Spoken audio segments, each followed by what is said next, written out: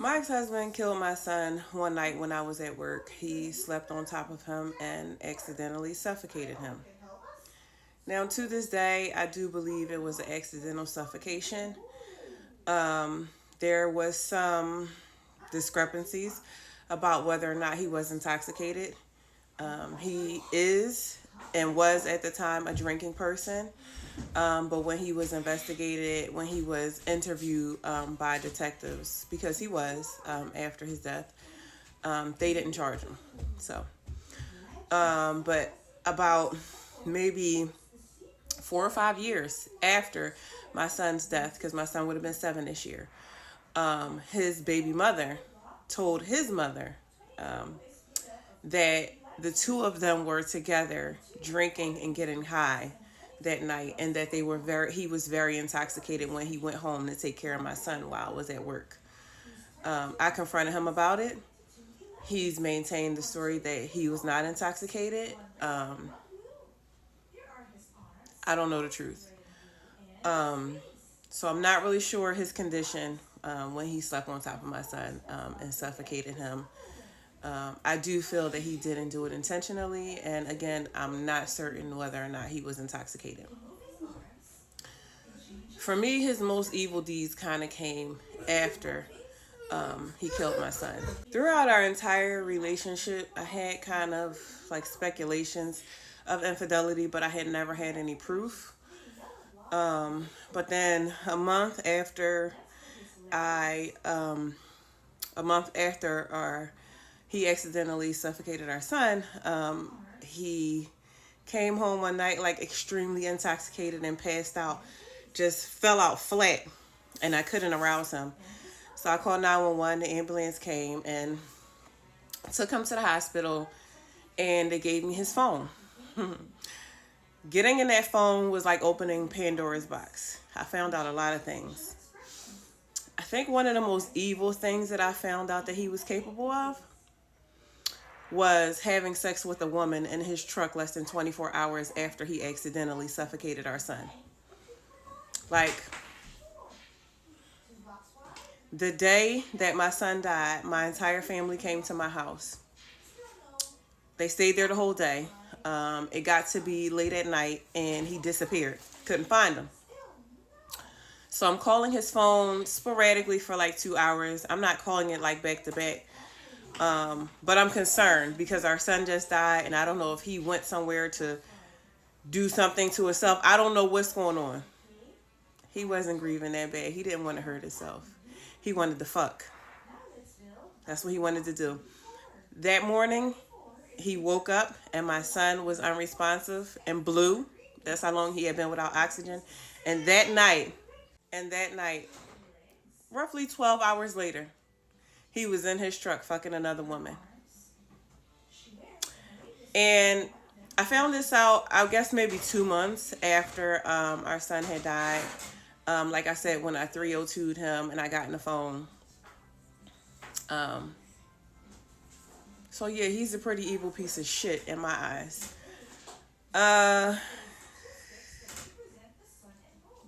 think I'm gonna pause here. It's a spiritual warfare out here. Like, seriously, ladies, y'all have to be careful who you date. These guys that act like they're good guys, or they act like they're perfect and everybody loves them, red flag.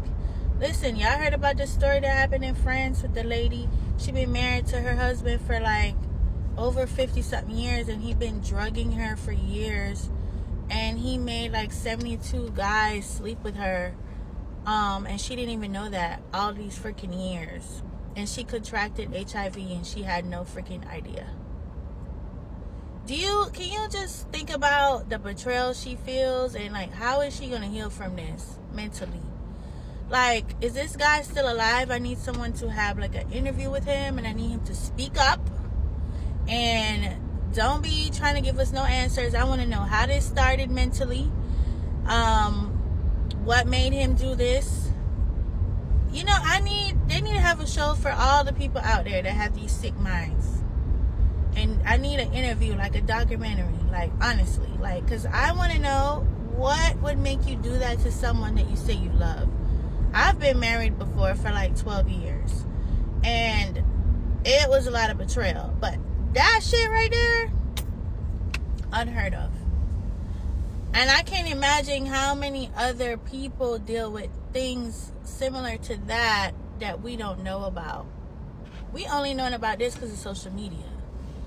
And other countries that speak a different language from us, I need to know, why is this happening? It has to be demonic. It has to be demonic. It has to be a spirit attached to this man. I need more information with this case.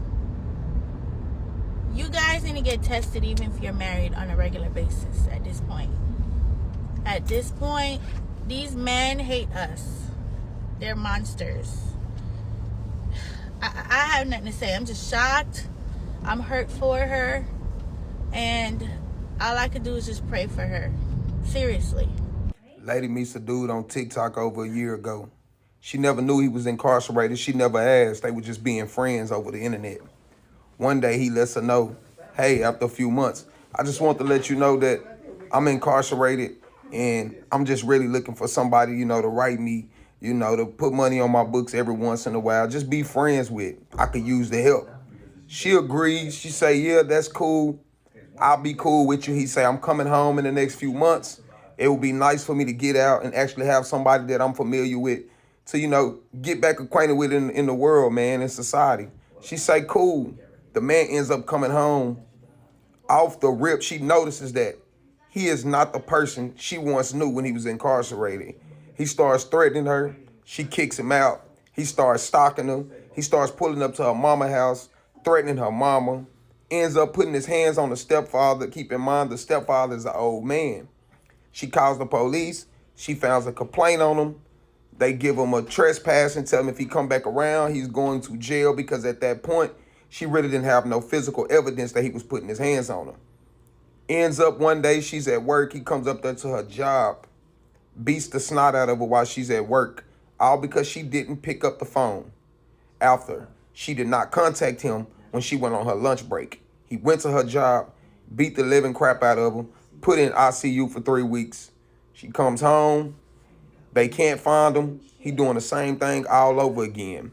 And ladies, keep in mind that when I say you don't know this man, you don't know this man. Stop putting yourself in situations to where you want to feel love so bad that you'll give any man a chance, especially one that's incarcerated. The first red flag was that he didn't tell you that he was locked up when he first met you. That should have been the first thing he told you.